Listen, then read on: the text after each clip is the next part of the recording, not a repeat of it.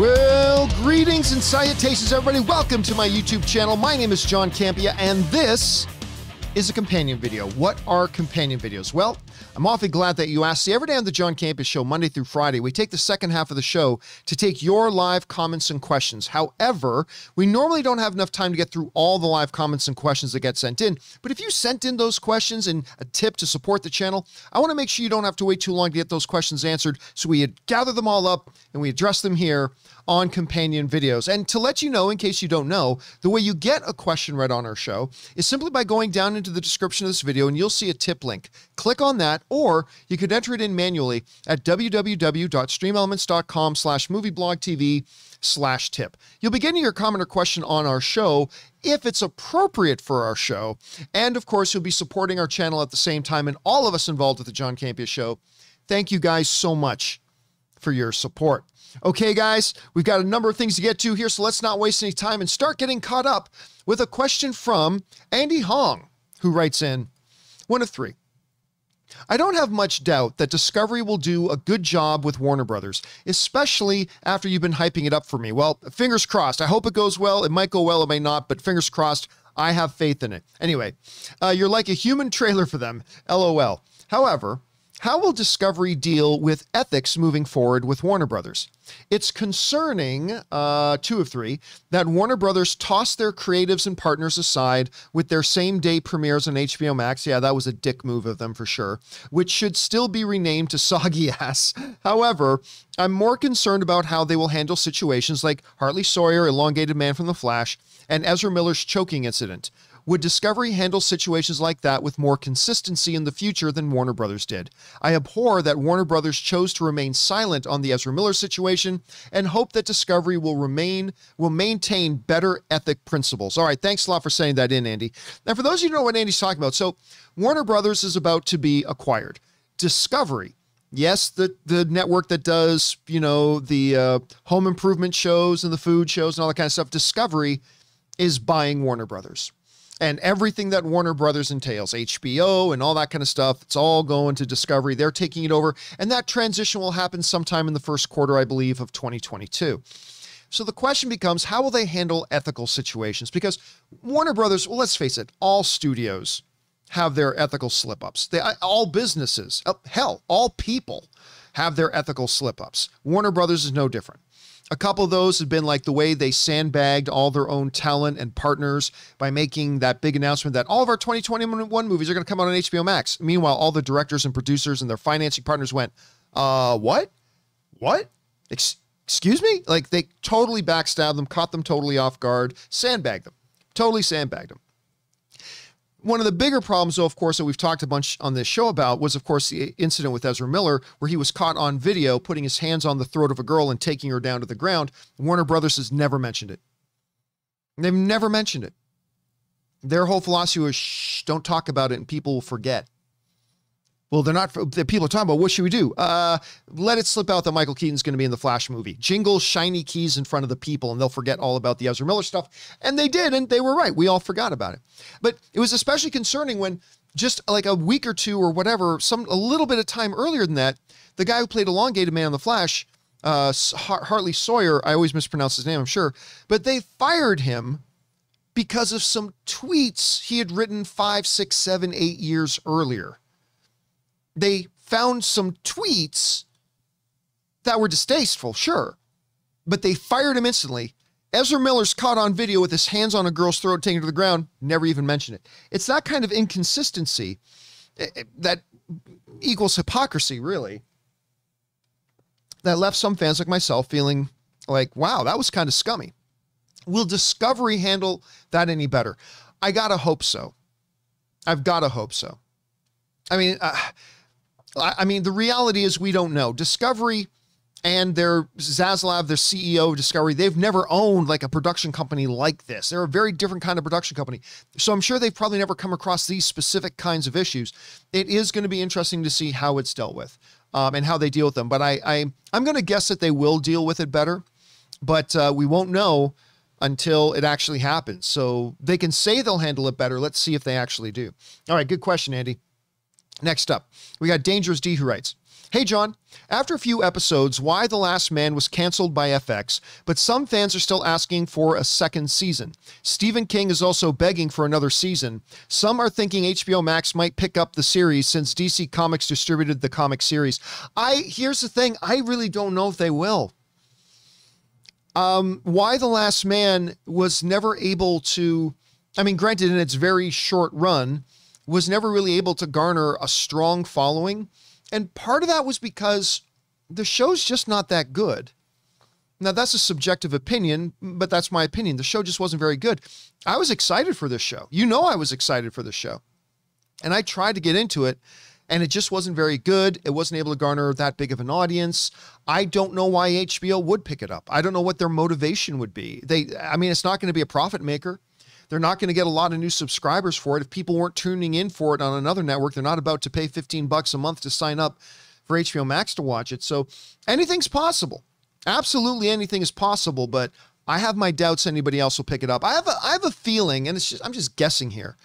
I have a feeling that it'll probably get rebooted in some way, shape, or form, say 3 or 4 years down the line, but we'll see what happens. All right.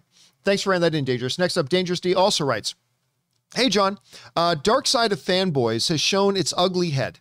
TMZ is reporting that the artists and production staff that revealed John Kent's bisexual has received death threats from angry fans. It's so bad that they requested LAPD to keep an eye out. This behavior is not what being a fan is supposed to act. Nobody's life is worth threatening just because you don't like a storyline. This is not gonna anybody's mind, and all you're doing is showing your own ignorance." Now, for those of you who don't know what Dangerous D is talking about, a little while ago, a very short time ago, it got revealed that Jonathan Kent, the son of Clark Kent, has donned the Superman moniker for now. Obviously, Clark Kent's going to be Superman again, but has recently taken over his father's moniker of Superman. And this Superman, Jonathan Kent, they revealed, he's a young man, revealed he's going to be bisexual. Okay, fine. But some people with certain political agendas did not like that. Did not like that at all. They don't like that it's not 1963 anymore. They were right pissed off about it. And yeah, so apparently it got so bad that now the police are having to patrol the houses and homes of some of the artists and people working on that title because they've been receiving death threats for having the audacity to say that this new character, this Jonathan Kent character, is bisexual. It is some of the most messed up, like, I don't know how far down the stupid ladder you have to be that. And nobody's saying you have to enjoy it. Nobody's saying you have to approve of it. But like, there's lots of things in this world, in this life that, I don't like that and I don't approve that. And that's not to my taste and whatever. That's fine. Nobody says you have to go along with it. Nobody says you have to be happy about it. But you have to be on a certain rung of the stupid ladder to have it affect you so deeply. You've got to make death threats. And it's pathetic and it's sad. These are cousin humping, basement dwelling losers. And yeah, it's unfortunate that these type of, knuckle draggers actually exist in our world, but they do. Yeah, so it's unfortunate and it sucks, but I'm hoping that they get that behind them as fast as they can. All right, next up, Robin writes, "Hey, John. So I know I'm in the minority, but I'm massively missing Star Wars on the big screen. Me too. Personally, I want more Jedi Force-based stories. I know at one point Jedi origin story / Force user story was going to be directed by the Game of Thrones guys. I'm not sure that that's true. Game of Thrones guys making a Jedi origin story. What's the chance that we see that story on the big screen or Knights of the Old Republic? Could that be what Feige or Taika is making? Really missing that kind of Star Wars." Yeah, listen, I'll tell you what, everybody knows I really didn't like The Rise of Skywalker. Did not like that movie at all. But disliking that movie as much as I did has only made me more hungry for more Star Wars movies on the big screen. Because I really love Force Awakens, and I loved Rogue One, and I really liked Solo. I even liked The Last Jedi. I had some issues with The Last Jedi. I had some serious issues with The Last Jedi, but I still liked it. Overall, I thought it was a good package, but I hated The Rise of Skywalker. I hated that movie. I was so sad. I remember I was at the premiere of it, and I came out of the premiere, walking between the premiere and going to the after party, and I stopped and shot my my right out of the theater reaction to it, and I was like, guys, this ain't it. Like, I was very disappointed. Anyway, that being said, that has only deepened my hunger for wanting to get more Star Wars. Now, if I'm not mistaken, the Game of Thrones guys, they were never doing a Jedi origin story. I believe they were going to do Old Republic. I believe I heard they were going to do Old Republic. Now, Old Republic can mean a lot, and Old Republic spans a lot of time. But I'm okay. Listen, I don't need my Star Wars movies to be Jedi-based. The Star Wars galaxy is a big, big galaxy. It does not have to be Jedi-based.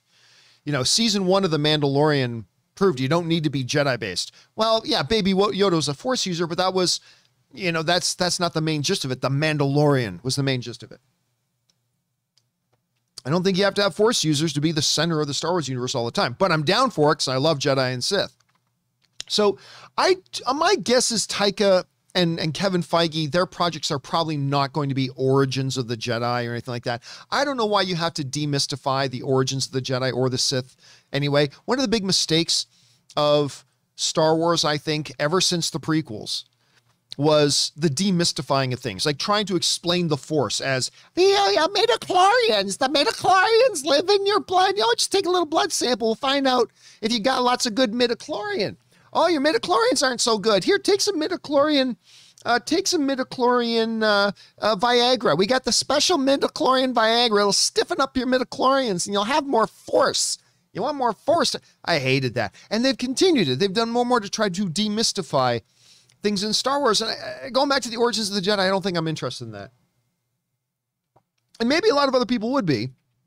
I'm saying I'm not. But stuff said in the Old Republic or whatever, I don't know. We'll have to see.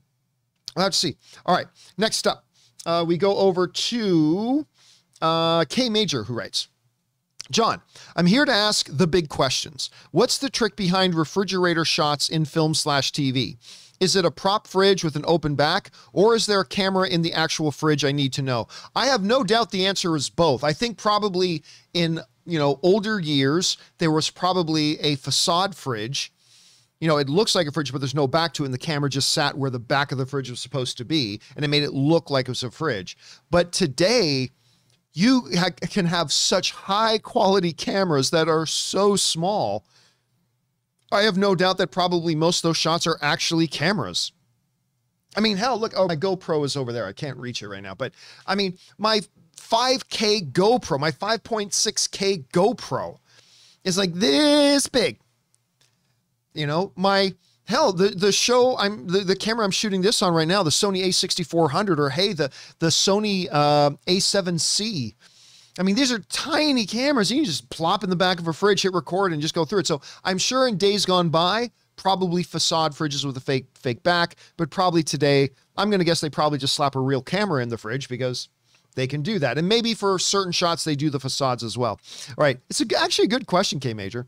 All right. Next up, Ethan Holgate writes, hey, John, I saw Last Night in Soho. Everybody's seen Last Night in Soho except me. And oh my God, it was fantastic. Edgar Wright has done it again. Thomasin McKenzie was amazing. Loved her so much in this. Probably my favorite performance from her. Well, not that she's had a lot of performances yet. It's in my top 5 movies of the year. Highly recommend it. Yeah, I'm getting really damn jealous and angry. Now, I can't go see it till Ann gets back. Actually, when I'm done recording this video, I'm going to go get my car, drive to the Ontario airport, and go pick up Ann. She's flying back tonight. Now, I'm not going to see it tomorrow night either because we're going to go see Eternals again. That'll be my 4th screening of Eternals. So I'm hoping Friday. I'm hoping to double up with a double feature on Friday of seeing Antlers and Last Night in Soho. So that's my plan. But everybody's writing in talking about how much they love Last Night in Soho. I got to get out to it this weekend. All right. Thanks for that, Ethan. Next up, Joel writes, hey, John, I love the show. Thank you so much. And hope you are having a great day. I did have a great day. Thank you.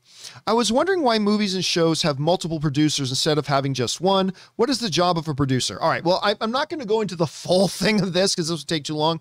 Basically this, the producer, the true real producer behind a movie is the person ultimately responsible for the film. They are the person in charge. They acquire the rights to the script. They hire the director. They do, and it does not necessarily just one person do it. Sometimes it's a couple of them, but it's their movie. That's why at the Academy Awards, when Best Picture is given out, it's not the director who goes up and accepts it most of the time. Sometimes the director's a producer as well, but it's usually the producer or the producers. Now, here's where it gets complicated. There can be like 17 people with the producer credit on a movie.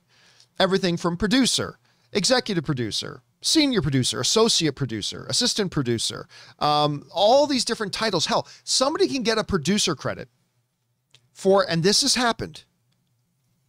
Somebody wanted somebody else on a movie. They talked to a guy who knew that other person, and they said, okay, I'll arrange, I'll make the contact. I'll get in touch with this person. I'll set up a meeting with you. And the whole thing is that it's up to them to get them together. And just for doing that, they get a producer credit. Steven Spielberg, the greatest filmmaker, I believe, of all time. He is a great producer, and obviously I think the greatest director of all time. And he's also a great producer, but there's a number of credits, a number of producer credits where he literally did nothing on the movie. He may have consulted on one phone call. He may have had one sit-down meeting. Sometimes I'm sure he just agreed to let his name be on it as a producer in exchange for a check. It happens. So it's very, very confusing for a lot of people. A lot of times actors will be in a movie, but they want a producer credit as well. All that kind of stuff. But they're not the producer. So it's difficult. You got to cut through all that. And that's why it's very, very confusing. Like through all of it, through those 18, 25 producers, there is one or two core people who are truly the producers of the movie. And you can't always just figure out who those are by looking at the IMDb page, unfortunately. It's very nebulous sometimes. It's very nebulous. All right, next up. KW Garrett 83 writes, Dune in IMAX was epic and amazing. Can't wait for part 2. Amused to later learn House Ordos is not canon to the book, so left out of the movie. Last Duel was excellent. Glad you recommended it. French Dispatch was good, though the 3 stories were disconnected. Well, that's a lot in one. But yeah, listen, I am glad you checked out The Last Duel because nobody else did. Nobody else did. I didn't completely love The Last Duel. Like, I thought The Last Duel was very good. Fantastic performances, really good core story, fantastic dynamic between the characters. I just thought the narrative structure they chose of telling it the same story told 3 different times from 3 different perspectives and stuff like that. Sometimes that narrative structure can work very well in a movie. I found for whatever reason, it didn't serve this movie very well and only slowed the movie down. But other than that, I thought it was really good, but nobody went to go see it. That movie flopped so hard, it's crazy. So I'm glad you went to go see KW. All right, next up. KW Garrett also writes, watch Tango Shalom. Nice. That's Robert Meyer Burnett's movie with my Jewish girlfriend. Very helpful to have her explain the Hasidic culture during the movie. We really enjoyed it. Very charming, uplifting story. I was surprised to learn the priest actor died in 2017. Why was this film on the shelf for so long? Listen, Robert Meyer Burnett has been working on this film for years. For years. Listen, filmmaking is a big thing and it's an expensive thing. And it takes time and it takes money. And the less money you have, the longer time it's going to take.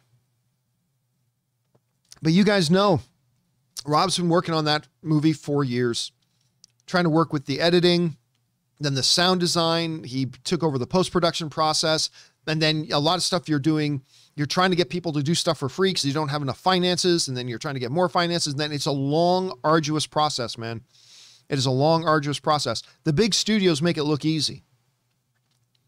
We can shoot a movie now, have it in theaters in a year and a half. Beautiful.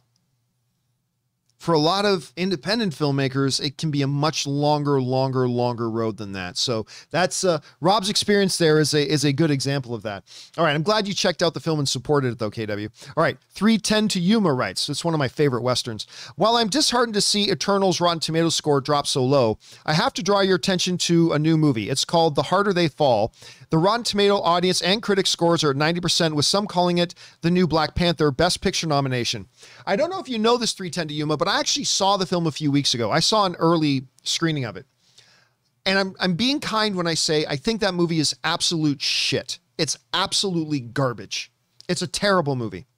And I was so excited for that movie. I thought the trailer was badass. It's one of my favorite ensemble casts of the year. I mean, you got Idris Elba, you got Lakeith, you got Jonathan Majors,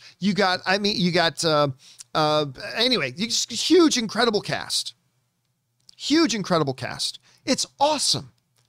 And the movie was absolute shite. And this is going to be one of those situations. I think every film fan has this experience for some movies where they feel one way about a movie, see the consensus from the critics or other fans is completely opposite from theirs, and you just scratch your head. I have no idea what movie everybody else watched. Honestly, I have no idea what movie anybody else watched. This movie is terrible. It's awful. It makes no sense. They all do the stupidest things. It is rubbish. It's so bad you could even see the fake building props in the shots.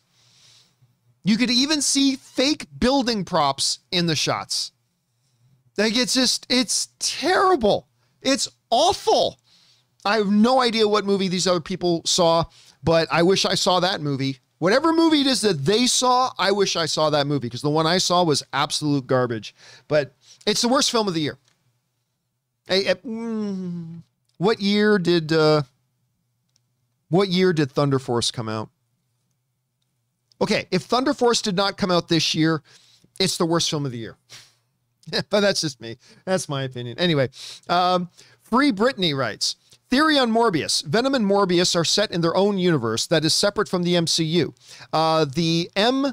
Cretan character that we see in Morbius is not Vulture, or the Michael Keaton, that's with the K. Michael Keaton character that we see in Morbius is not Vulture. Morbius gets transported to Sam Raimi's Spider-Man universe when Doctor Strange does his multiverse spell. I don't know that I buy that. I mean, he's clearly in the same universe as Venom because he references Venom directly, right? Maybe the Michael Keaton we see in the trailer is that universe's version of Michael Keaton's character, and not the same one that we knew from Spider-Man Homecoming. That's a totally plausible theory. That's a total plausible theory. So, but that Morbius, who's in a separate cinematic universe from Doctor Strange, gets transported from his other universe into yet another universe. I don't know that I buy that. Interesting theory. Let's see if it happens. But for now, I'll say I don't buy it. But that's a great way of thinking. You're thinking outside the box, Free Britney, and I appreciate that. All right. Dangerous D writes, hey, John, somebody asked you, can Squid Games be adapted to an Aimer? God, guys, please spell check and please proofread your stuff before you write in. I'm struggling with this. Somebody asked you, can Squid Games be adapted to an Aimer? I don't know what that means. Version you said, know that this known. I gotta skip. I'm sorry, Dangerous T. I try to get through as many of your questions as I can, but if I have to struggle as hard as this to just read your questions, please calmly and slowly take time to proofread your thing. I'm going to assume maybe English isn't your first language. Shit, man, you can speak a second language better than I can. That's for damn sure. But I just take your time, go slow, try to make it so I'd be able to read it without much problem. All right. But I appreciate you, man. I appreciate you. All right. Willow writes, I like Chris Pratt and all, but why couldn't they have gotten an actual cat to voice Garfield? Why couldn't they get an actual cat to voice Garfield? In all seriousness, though, how do you feel about voice actors portraying characters that's a different race/ethnicity, like Hank Azaria voicing Apu? I have no problem with it. These are fictional make-believe characters. I have no problem with it. These are fictional make-believe fictitious characters that aren't real. Hell, they're not even supposed to be physically real. These are animated, fake, fictional characters. I really don't care. I really don't. You know, as an Italian, I like seeing my Italian representation, but, you know, they just cast the Mario movie and they got a couple, including Chris Pratt, they got a couple of non-Italian guys to voice these very traditional Italian characters. Traditionally, they are very, very Italian characters. It's a me, Mario. You know, almost offensively Italian, depending on how you ask it. I don't care. Actors are people who portray other people that they are not. Actors play characters that they are not in real life. I don't expect the actor you get to play Hitler in a movie to actually be a Nazi. I don't expect that. I don't expect whoever you get to play Mr. Spock in the next incarnation of Star Trek to actually be an alien Vulcan. Now, there are certain extreme situations where, you want to get them close to the character so the character can be believable. But in an animated voice thing, personally, I don't care. Now, I'm not sitting here and pointing my fingers at people who do have a problem with it and saying, you're stupid if you have a problem with that. I'm not saying that. You're asking me how I feel about it. I'm just telling you how I feel about it. I'm not blaming anybody else for how they may feel about it. I'm just saying, for me, I have no problem with it. Why don't I have a problem with it? Because actors are people who portray characters that they are not in real life. These are make-believe, fictitious characters for the most part, unless you're telling a true story or something. But yeah, me, myself, I don't have an issue with it. Don't have an issue with it. But I'm not putting down anybody else who does have an issue with it. I'm just telling you how I feel about it. That's all. All right. Next up. So I keep looking at my watch because my wife is, like I said, my wife is flying in. I just want to make sure, in case she's texting me or anything, I want to make sure I keep up to date with what's going on with her. All right. Next up. Chris Sheehy writes, I disagree with your take on Spidey, at least somewhat. I believe Spidey's standalone movies will continue to be done with Marvel Studios. However, I do think he'll pop up in Sony movies like Venom 3. I think that's more what Feige was saying, but who knows? I mean, that's a possibility. Listen, we did a whole story today on the John Campea Show that was basically expressing that, yeah, I think that you're going to see Spider-Man leave. I think the evidence is mounting. I mean, the very fact that John Watts is no longer on Spider-Man, the guy who's directed all of the MCU Spider-Man movies, he's now moving on to Fantastic Four. I think that tells us something. Not absolutely, but I personally think that's telling us something. That being said, I also took some time today to talk about some very valid reasons why I think you should believe he's staying in the MCU. So while I believe he is leaving, I think there is more evidence saying that he's leaving than there is saying that he's staying. The fact of the matter is there is evidence that he could stay. And I'm not going to fall out of my seat in shock if we watch No Way Home and then it makes it clear that he's staying in the MCU. I won't fall out of my seat in shock. I'll be a little bit surprised, but not huge shock. I think that's a very valid possibility. But if I had to bet $5 on it,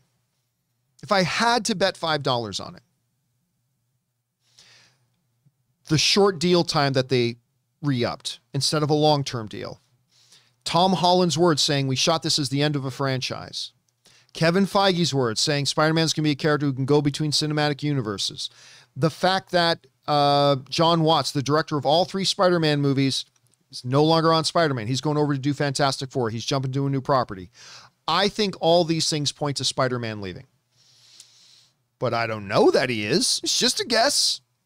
And I'm not standing on this. I'm not like, there are certain things I'll say, I 100% guarantee you this. I'm not that way with this prediction. This is just a guess. This is just me fantasizing. This is just me theorizing.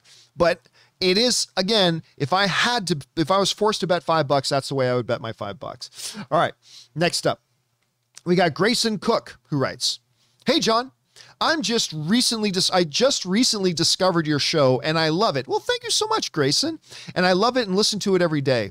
I'm a massive Star Wars fan and I wanted to know if you would share your thoughts on the sequels. They aren't perfect, but I really enjoy them. What are your thoughts? Yeah, I've talked about these a bunch, Grayson, but basically this, I completely adored The Force Awakens. As a matter of fact, The Force Awakens is my favorite Star Wars movie that's not one of the original 3.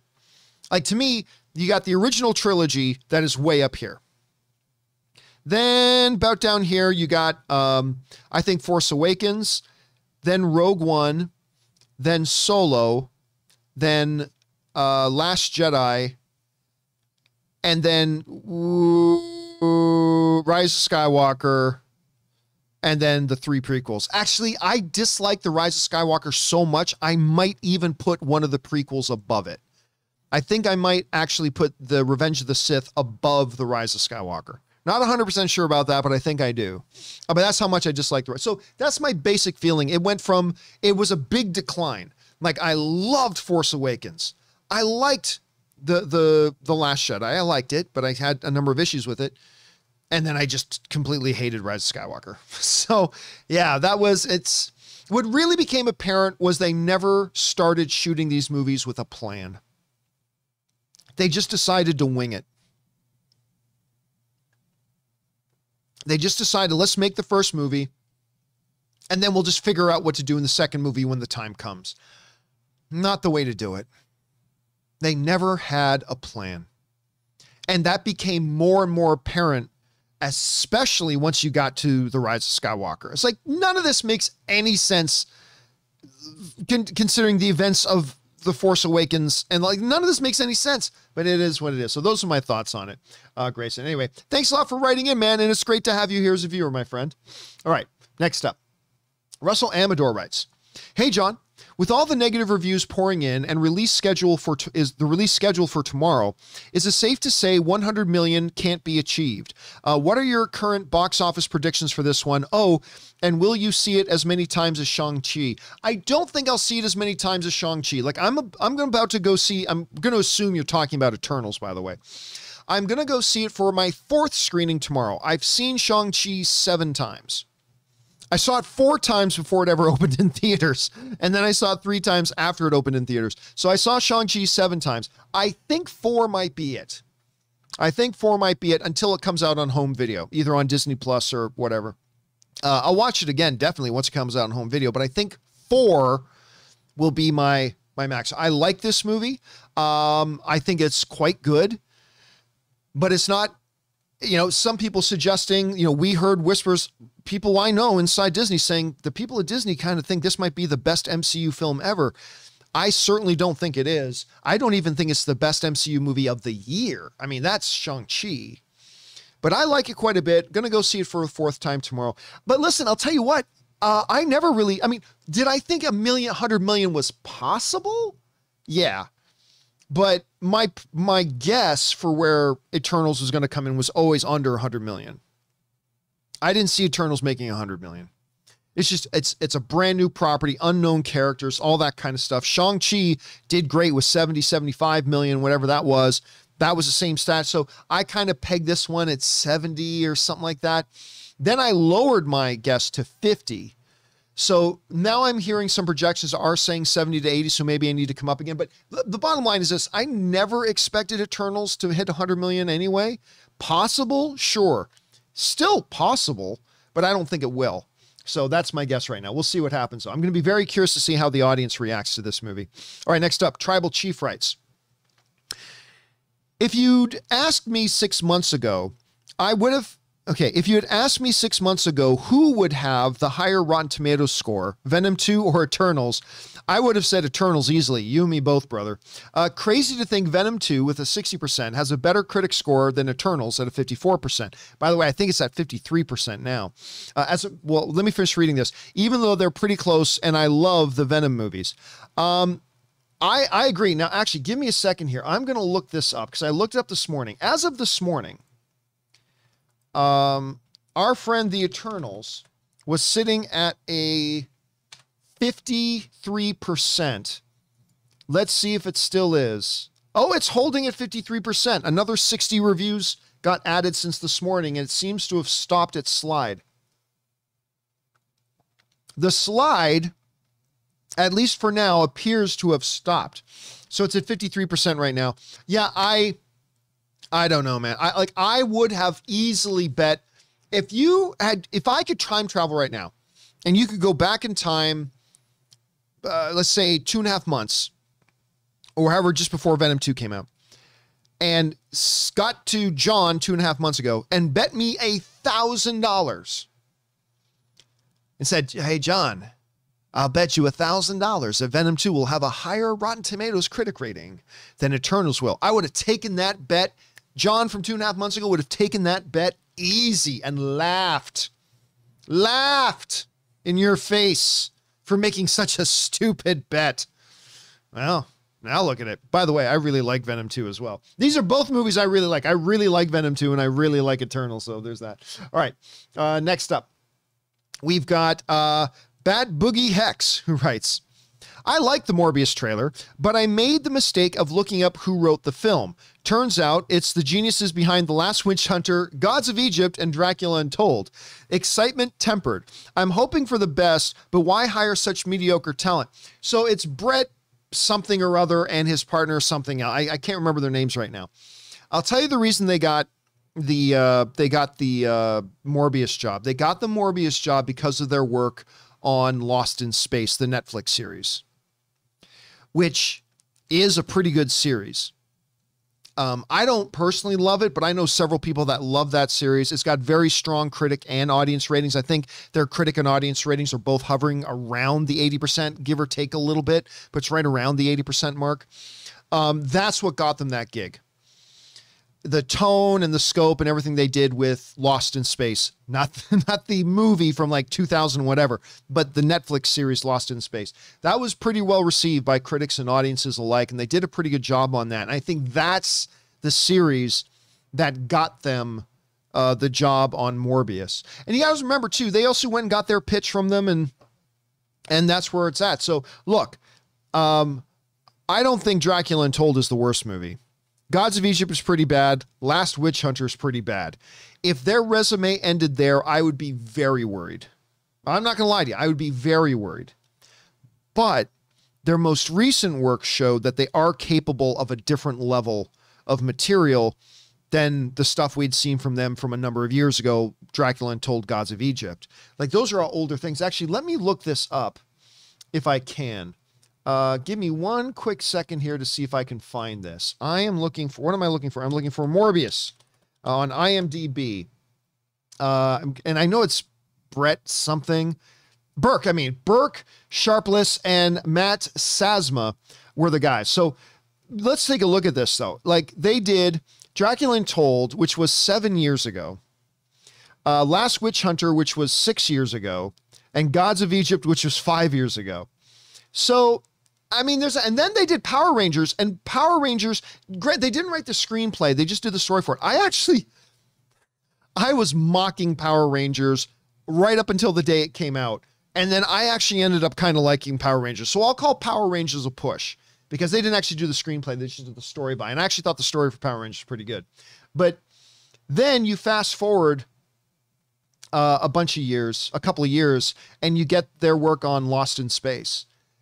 And that, Hollywood is very much a what have you done for me lately kind of business, and they have a very short memory and they don't look too far back. And that's the one that makes me go, okay. Like I said, if all that was on their resume was Gods of Egypt and Last Witch Hunter, I'd be very concerned. But they have now shown that they can produce stuff that's actually on another level. And so I'm going to rely on that for now. We'll see how it goes up. Maybe it'll be awesome. Maybe it'll suck, but I'm going to give him the benefit of the doubt for now. All right. Bert Macklin, FBI. That's, of course, Andy's imaginary FBI character in Parks and Rec, as played by Chris Pratt, who writes, we've had a lot of different genres mixed into the MCU. Yes, we have. From day one of the Eternals trailer, I said this was Marvel's attempt at a DC movie. It's not. It's totally not. Gods Among Us. Do you think it shares common faults with what critics and audiences have disliked from a DC film? No. And there's this narrative going around by all these people who have not seen the movie. There is nothing about this movie, and this is neither a good thing or a bad thing. I'm just saying there's nothing about this movie at all that feels like it's trying to be a DC movie, like not in the least. As somebody who's seen the film 3 times, there is nothing good or bad that makes it feel like it's at all trying to be a DC movie. Like, in the least. The one thing that I will say that it shares maybe a fault of some DCU movies, but it's also a common fault of Marvel movies, is sometimes it's a questionable character. Like, I loved Wonder Woman. I love the first Wonder Woman. Their villain in it, the Ares thing, that was a lame thing. But the rest of the movie was great.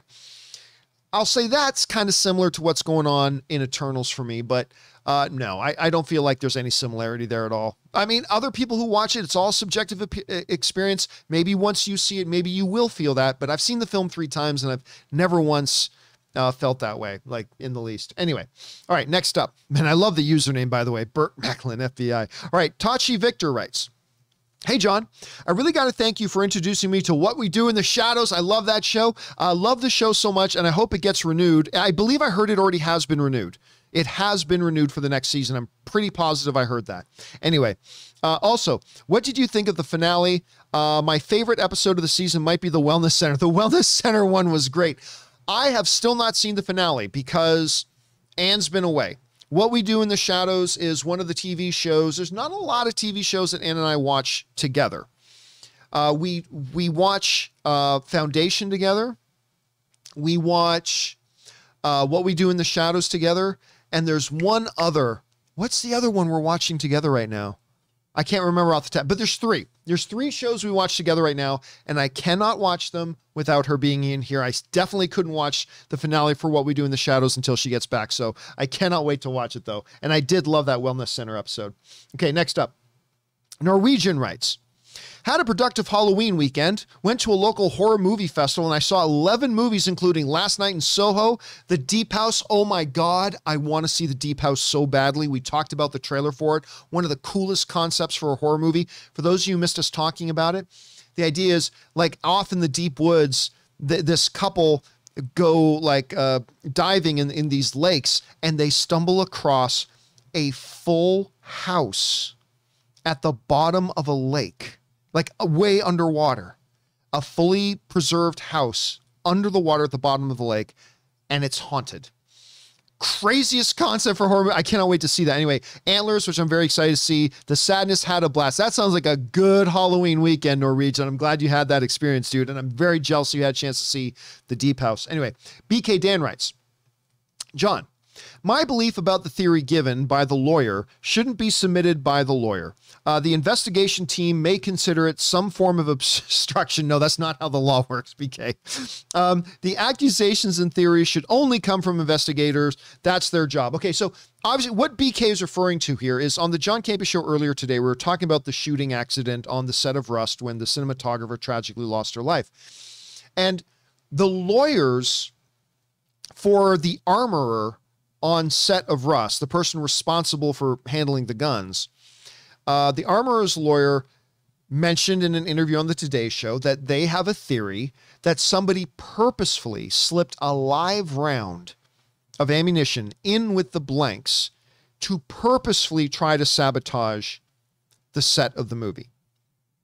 Now, they didn't offer any evidence for that. They were just saying that's one of the things we consider a possibility. That a lawyer whose job it is to present alternate possibilities, that's their job, and a lawyer expressing an opinion about a possibility is not obstruction of justice. Now, if I mean, something that could maybe, I'm going to make up a fake theoretical situation here, something that maybe could fall under the category of obstruction is if a sensitive piece of information that was like ordered sealed information was supposed to remain classified and not known, and the lawyer was made aware of it, blah, lawyer going out and then making that public information, that might be able to be considered obstruction of justice. But a lawyer expressing a theory is no different than you and me at home getting on Twitter and saying, I think it was this person's fault. Well, you're allowed to express an opinion. Like, that's not obstruction of justice. So no, it is the lawyer's job to cast any kind of doubt on the responsibility or guilt of their own client. And by the way, I in no way, shape, or form think the armorer may or may not be guilty of anything at all. Like, we don't know the facts, so I'm not saying that at all. But that's the lawyer's job, is to present alternate possibilities, all that kind of stuff. So no, none of what the lawyer just did was either unethical or illegal, and certainly not obstruction. So there's just that. All right. Thanks a lot for that, BK. Next up, Marcus writes, While I believe that Spider-Man is staying in the MCU, I also think it's possible that he, quote unquote, leaves. Is it possible that Spider-Man doesn't physically leave the MCU, but could Sony's universe be like the new Netflix? Same universe, but not acknowledged by the MCU films? No, I don't think that's where they're going with this. I don't think that serves Sony. I don't think that serves Marvel at all. I don't think that's to either of their benefit. So I really don't think, I mean, listen, Marcus, I'm not telling you, I know factually that's not the case. That could be possible, but you're asking me if I think that's what they're doing. I don't see anything there for that. So no, I don't think that's what they're doing. I still think, while I believe that Spider-Man is going to go back over to Sony, I think they're going to leave the door open that once in a while he can pop his head up in the MCU. But even when he does that, Sony's going to have absolute veto power over anything he does in the MCU. So it'll be interesting to see how this all actually transpires. We'll find out soon. No Way Home is coming out soon, and then we'll finally be able to know. All right, next up. An anonymous viewer writes, do you think that if audiences hate Eternals, that Marvel will alter Phase 4 and beyond to make them not as important? No. Do you think they will just keep things the same and hope that audiences can accept the Eternals in future films as time go on? Well, first of all, that's a huge assumption you're asking. If audiences hate Eternals, that's a huge jump. We don't know how the audience is going to respond to it. And I've said that from the first day I've seen the movie. I have no idea. So they may love it. They may be okay with it. They might hate it, maybe. So that's a huge, huge, huge thing to assume. But okay, let's play the game. Let's assume for a second that the audiences hate this movie. Kevin Feige loves the movie, and that's all that matters to Kevin Feige. Kevin Feige did not get to being where he is because he lets fans tell him what to do. Kevin Feige has gotten to where he is because he follows his own gut. He follows his gut and the counsel of a trusted set of generals that he surrounds himself with, a small circle of trusted generals that he surrounds himself with, and filmmakers he believes in. Kevin Feige loves Eternals. I'll tell you right now, it doesn't matter what you think of it or what I think of it. Kevin Feige loves that movie. He loves what it represents, and he's going to move forward with his plans. And so far, he's 23 and 2. His winning record is 23 and 2. So nobody can tell him he's wrong, right? So no, if audiences love it, it's not going to change Kevin Feige's course. If audiences are indifferent to Eternals, it is not going to make Kevin Feige change his course. If audiences hate Eternals, it is not going to make Kevin Feige change his course. Kevin Feige is not what the old regime at DC used to be, which was totally reactionary. They're not like that anymore. DC has made improvements in that. They're not like that anymore. But, you know, a number of years ago, that was one of the biggest problems with DC. They were total reactionists. Oh no, this one test thing did this. Oh no, change everything that we're doing. Kevin Feige's not like that. Kevin Feige's not like that. Like Yoda says, my own counsel will I keep. And that was a terrible Yoda, by the way, that I just did. But the only thing that matters is Kevin Feige likes this movie. He loves this movie. And he's going to keep on with his plan. And if it does hit a road bump, like, oh, audiences didn't like this one that we did, that's fine. We're 23 and 3. They'll probably like the next one we do. We're going to stick the course. They're not reactionists. They have a plan. He's going to stick to his plan. All right, next up. And that's the difference between him and losers. And that's often both in sports and in life and in business and in the movies. The difference between the winners and the losers are often the ones who stick to their plan and know how to make adjustments to their courses without being total knee-jerk reactionists. Kevin Feige's got a plan. He knows his plan's good. He knows he's good at what he does. He's going to trust his plan. They're going to move forward. All right. Darth Carlitos writes, Dune is highly inspired by Arabs/North African history and culture, etc.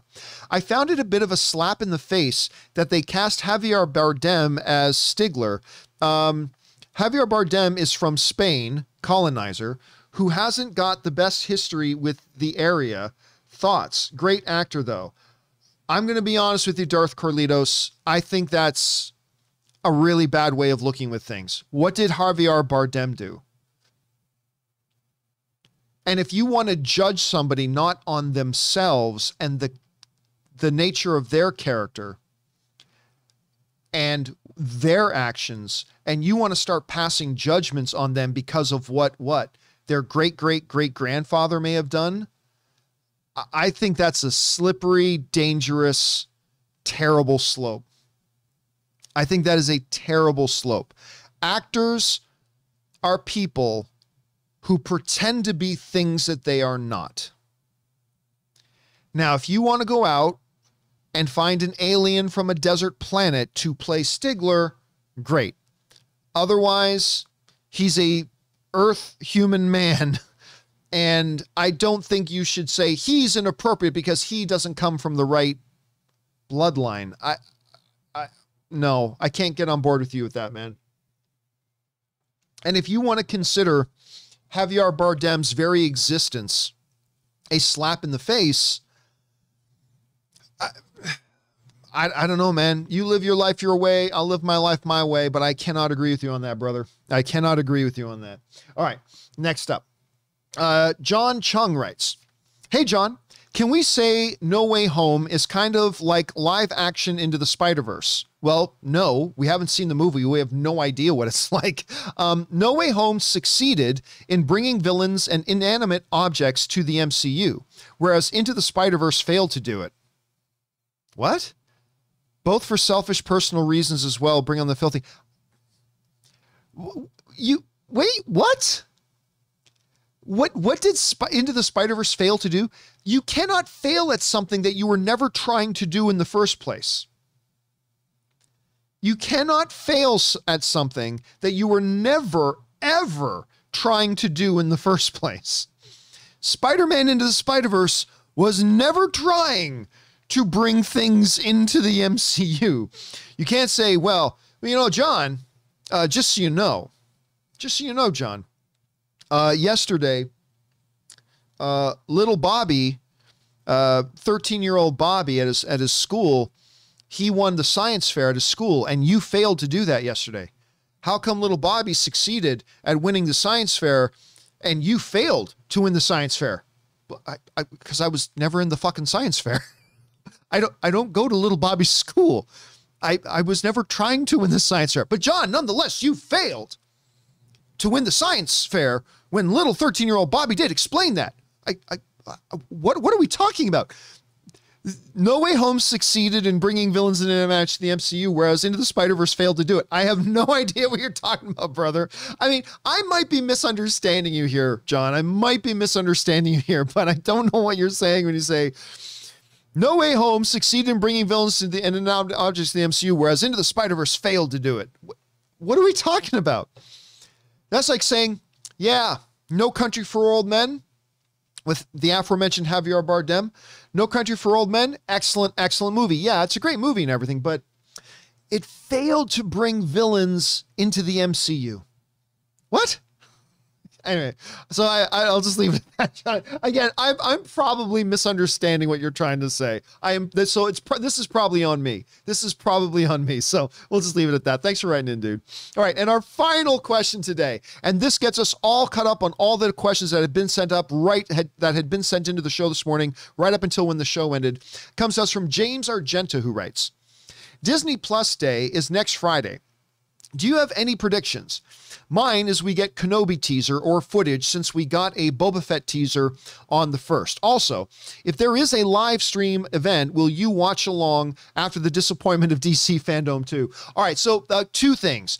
It's funny you asked that because me and Christian Harloff, me and Harloff were just on the phone yesterday. Yeah, he and I were just talking on the phone yesterday, and we were talking about Disney Plus Day coming up and what do we think is going to happen at it. And absolutely 100%,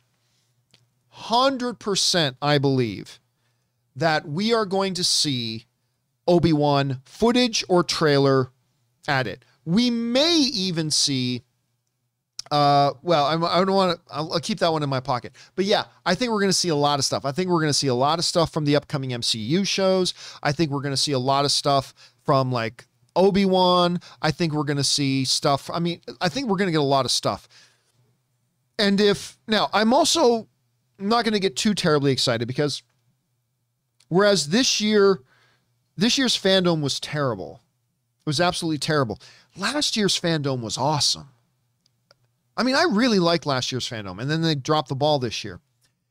The Disney Investor Day live stream was awesome, but that doesn't automatically mean this Disney Plus Day is going to be awesome. But yes, to answer your question, I will be doing a live stream watch along with the Disney Plus Day presentation. Just as I did for DC Fandom, I'm going to do that for the Disney Plus Day thing as well. So hopefully it's better than DC Fandom Day 2 was. So that's what I'll say on that. Anyway, thanks for sending that in, James. And with that down, guys, that'll do it for this installment of the companion videos. Guys, thank you so much. And again, big thank you to all you guys who sent in those questions. Number one, because you gave us great fun things to talk about. But number two, you supported this channel as you did it. And all of us involved with the John Campea Show, thank you guys so very much for your support. Okay, guys, don't forget the John Campea Show returns tomorrow. Hope to see you guys then. And don't forget, if you want to right now send in comment or question to be on the show tomorrow, you can start sending them in now. You don't have to wait for the show to start. Again, just go down to the description of this video, click on the tip link, or enter it in manually at www.streamelements.com/movieblogtv/tip. And thank you guys so much for all your support. Okay, guys, that'll do it for me for now. My name's John Campea, and until next time, my friends, bye-bye.